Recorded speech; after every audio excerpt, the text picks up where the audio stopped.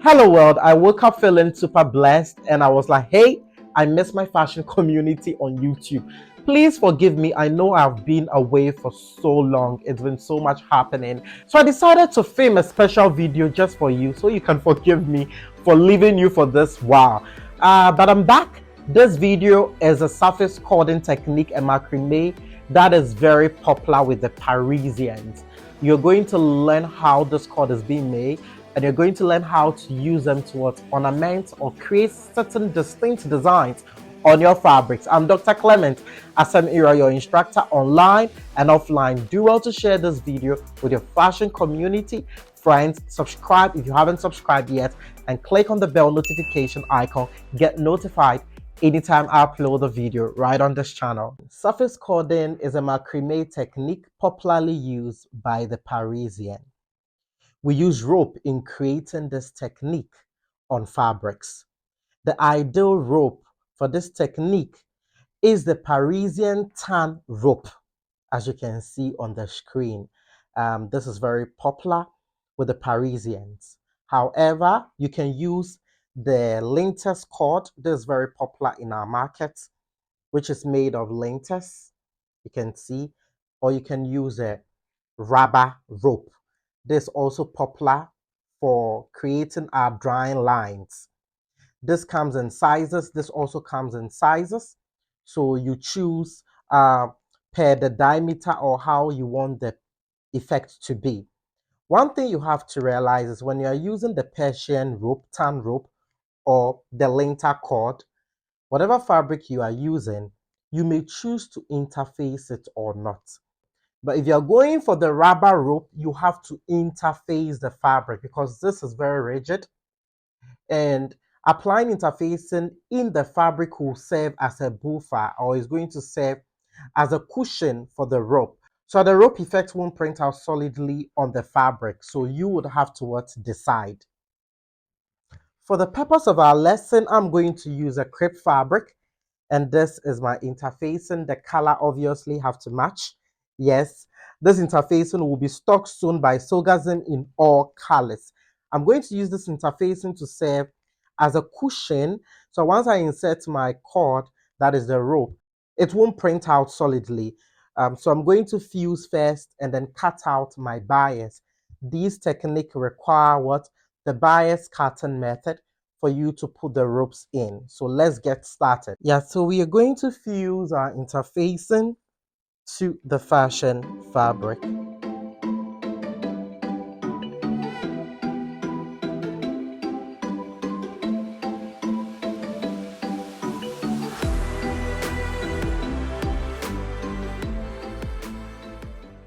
Yeah, so I have my fabric fully fused, the interfacing and the fashion fabric, very clean. So straight to cutting of my bias for the work. It's now time to cut our bias.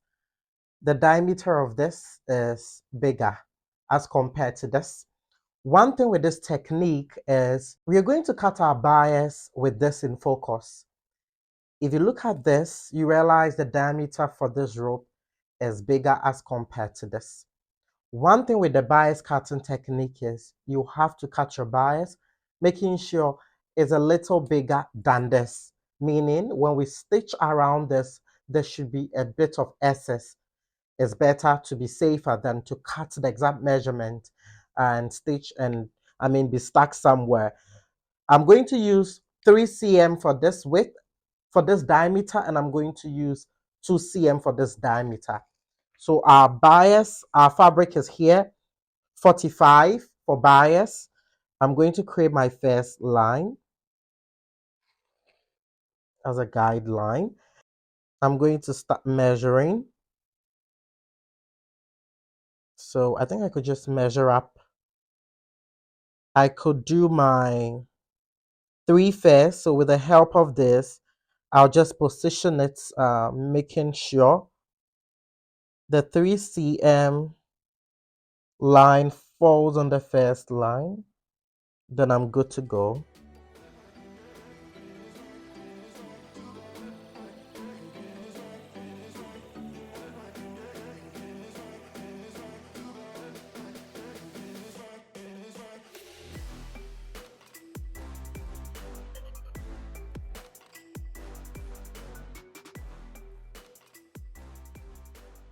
Make sure your measurement is just right, just to get everything in touch. Our next step is cutting out all our patterns.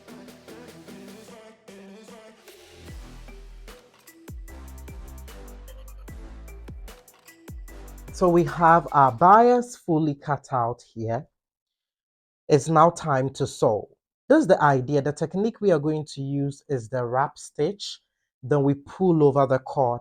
So the idea is whatever length of bias you have, you need ×2 of that from the cord. We are going to stitch at half and we are going to turn to the other half.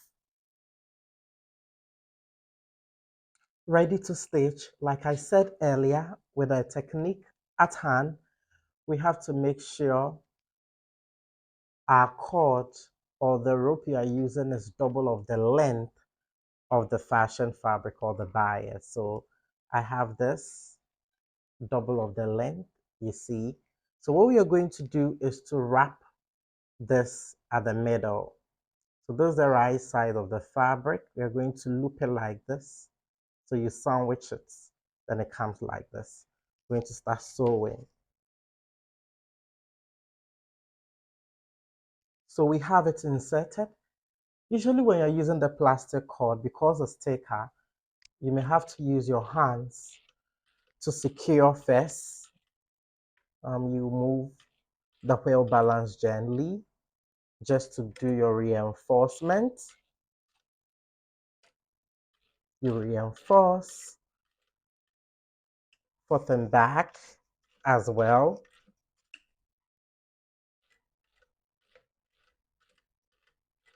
Then you're going to do the pivot technique.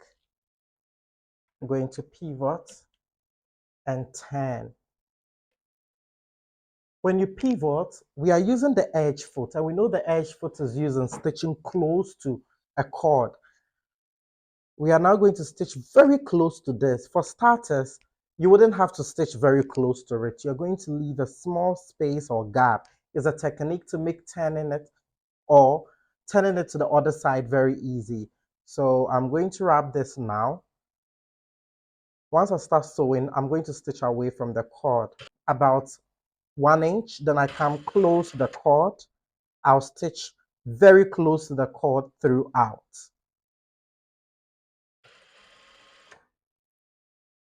Usually when you're using the plastic rope, because it's plastic, it sometimes feels slippery when you have it in the fabric. So you'd have to hold both ends when you are moving it so that you don't have it moving out while you're stitching. Reason why I'm holding the parts leaving the machine firmly. I'm going to cut. Once you get to this stage, we are going to trim the excess of the bias. We're going to cut all the excesses off. So you're going to cut everything. And you can see what I mentioned. When you start sewing, when you move from the side, you won't stitch close. You stitch away before you come close to the cord. This part will make it easy for us to move it. So what we are going to do here is to hold this part. We are going to pull this backwards a bit. You see, backwards. It will gather. Because of the loose space here, it's going to make it easy for this to move. And then just fold to the other side like this. So we can now move this match. Then from here, we are going to pull it, pull it, pull it. This comes. We're going to pull it over. And this is what we have. So you can see this. It's covered. We have it like this. For this as well. So I'm going to move on to the others. We are now moving on to the lter cord. This is the lter cord, the same technique. So the cord is twice the length of the bias. The same idea. This is the right side. I'm going to sandwich it at the middle like this. and stitch, pivot, and go the same way I did for the first one. The same technique. I'm going to reinforce, then I stitch, I pivot. I'm going to stitch away from the cord about 1 inch. Then I now target stitching very close to the cord.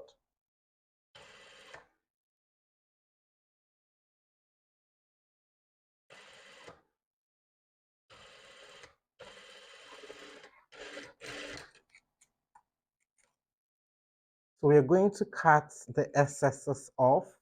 Yeah, so after cutting out, just like we did for the first one, we are going to pull this as well.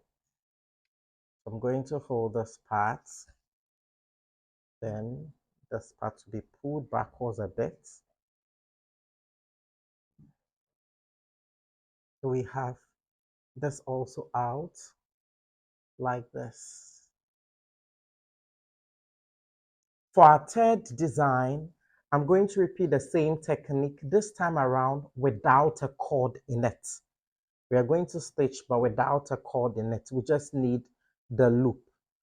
I'm going to fold this. Because we don't have a cord in this, there is no need of reinforcing and then pivoting. I'm going to stitch just straight. So the right side together, then I just go straight to sewing.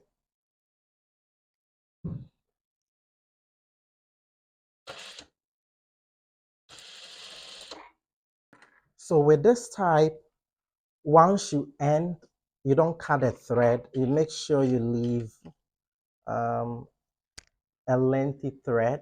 Is a technique we are going to use to turn the loop. So you leave excess enough before you cut. So we have this. We are going to trim the excesses off.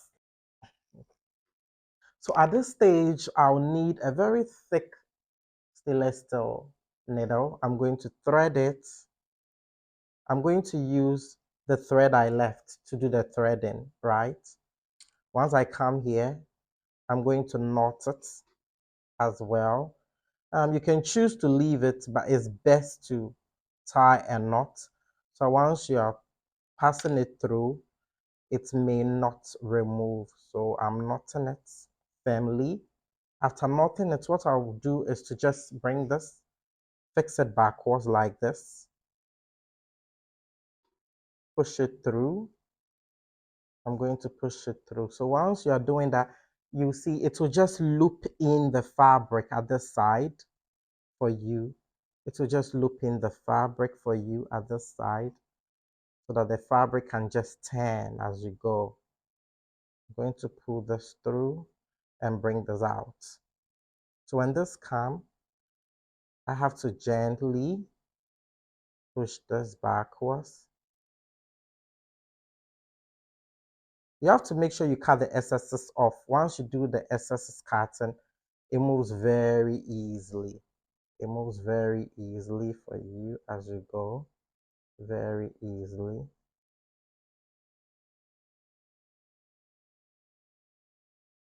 So this is it. I have it. Good. So I have it turned. So this has no coordinates. The first one had the plastic or rubber rope. The second had the lter cord. That's the lter cord rope. And this has no cord or nothing. It's just the fabric that have been stitched. So if you're using very thick fabric, obviously you can stitch without it. But the cord has this way of giving it a buffer look, making the whole thing look more prettier. So we are going to check the differences once we are working with them. So we have our cords here. This is the cord made from the lter cord. This is it. I'm going to cut this part off so that we just have the cord here. There's also the one made from the plastic or the rubber rope, right? I'll take this part off as well. So I have this like this. So you can have a look at it. Look at it here. And this is the last one, the one that we did the turning without any cord. I'm going to also cut the thread that enabled us to turn it. We now have our cords ready for our work. So you can prepare this as many. When you see some designs and you realize the cordings are a lot, it means a lot of these were prepared. So based on your design direction will influence the quantity of cords to what's prepared. This is a couture process. It requires time. It requires a lot of work in creating the surface macrame cordon. So I'm going to work with this briefly. Second method, if you don't want to do the stitch and flipping of the bias to the other side, you can try this method.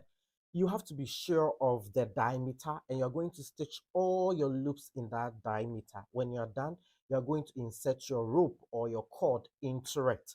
So I'm going to try this. This is the plastic or rubber rope. I'm going to use a lighter to just bend. Make sure you bend it to have all the edges together. I'm going to use a fabric to just to keep everything together so you can see this. So with the help of my bumpkin pin, I'm just going to take a little of this like that at the edge and I'll push the pin so that it can block it from coming out. Push it very close. I have it like this. Once you have it like this, I'll pick my stitched loop and I'm going to do the insertion. I'm going to pull. So you push it through, then I pull it. So you keep pushing till the entire pin is out. So you have the pin out like this. Then you can remove your bobbin and then you have it like that. So if you're working with this as well, you can do the same method. You light up the tip with the help of the bobbin. Then you can just put it through and have your cord ready. Still on the same method, you can equally, after bending it, if you are working with fabrics that are not so thick, you can just insert this through because the plastic rope or rubber, they are quite thicker and you can just pull manually, gently, you could just fix that in. With this technique, it means you have to leave your bias in a specific length, right? So that it becomes very, very easy. It means you wouldn't have to cut them so long. So you just keep pushing. This is for the rubber or the plastic ropes. Because they are strong or firm, it's easy to try this technique. But if you're working with the soft ones, you can't do this technique. I'm going to push through. It means the diameter of the fabric have to be also what? Stitched in the same measurement with just a little tolerance. So you can see we have this also inserted like that. So when you want to apply the cords, it's two ways. You can either prepare your pattern first.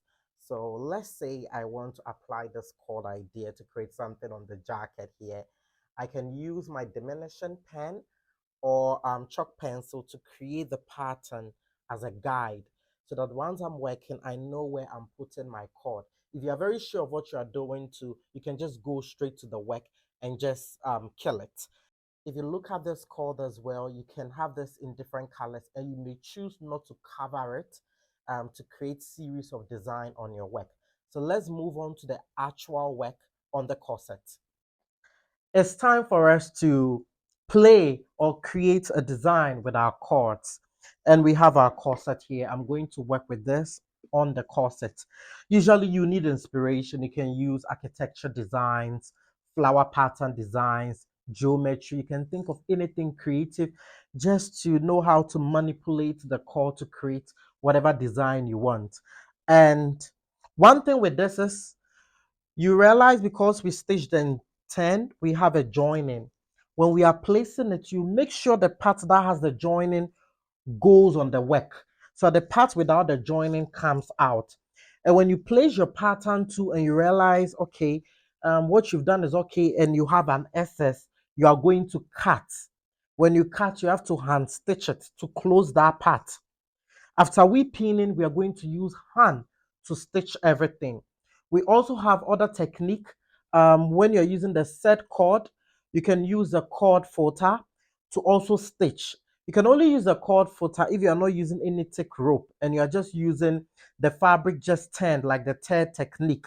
That one, because there is no cord or rope inside, you can use a machine to stitch it onto the work. I'm going to show you a garment which showcases that technique as well. So for now, I'm going to manipulate my cord on this. Okay, so when we look at this side, you realize I'm ending here and I have excess here. So what I'm going to do is to cut this part like this. With the help of my threaded needle, I have to push the excess in and finish it by hand. Like I said, this is macrame and it's a Parisian technique, and we know how they love to work with their hands. I'm going to do my hand sewing to finish it up. So I can continue the work. I can now lay this to lie like this. My next pickup is the type that has the what? Lter cord. You remember I stitched one with a lter cord. You can even see it here. Yeah, I'm going to also play with that.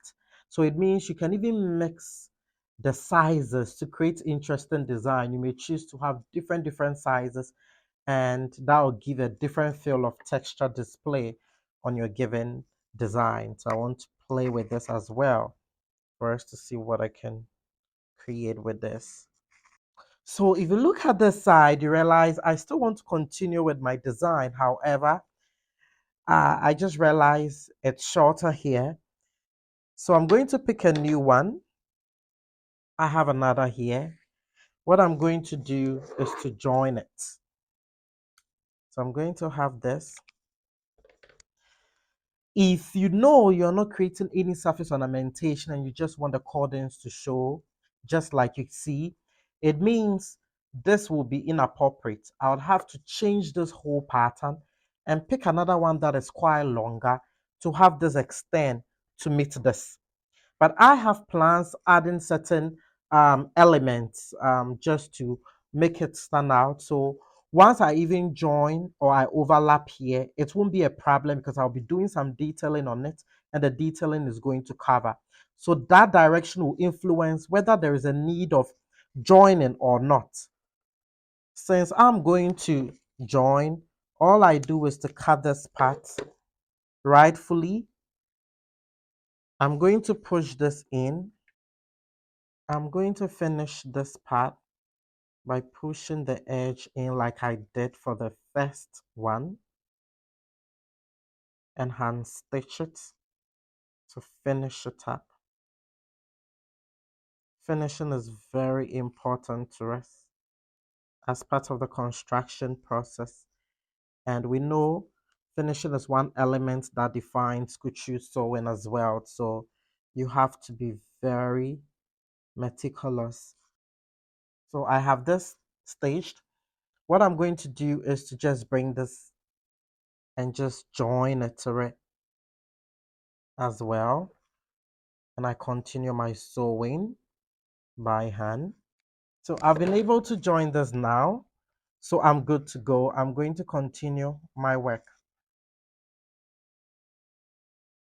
So if you observe the work here, you realize this is what we use the plastic or the rubber what rope. And this size was what we use the what lenter cord. If you look at the lenter cord, you realize the surface looks very smooth. But if you look at the plastic or the rubber rope, it has this tactile feel. So you can feel the roughness. This is quite smooth. This is an effect. So if you don't want to have this tactile texture or feel, it means you have to go in for a rope that is more smoother. We have different types of rope available in the market as well. So the effect you require will influence whether you want to go in for the plastic or you want to go in for the lenter one that will be smoother.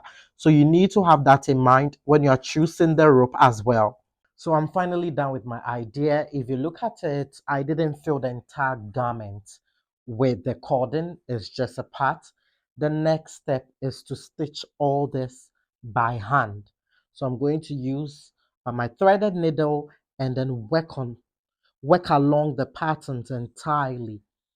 And I have plans adding some elements, crystals, sequence, mixed with some 3D just to sparkle this out, right? So you're not going to use glue, no, it's going to be hand sewn throughout. So basically, this is how it's done. The macrame technique, surface cording. Do try this technique and let me know. Make sure you share these videos with your friends, families, your sewing community, and do well to subscribe to this channel. Share, click on the notification bell icon, be notified anytime I upload the content right on this. I did this for you, and I'll come your way another time with another incredible sewing aid just for you.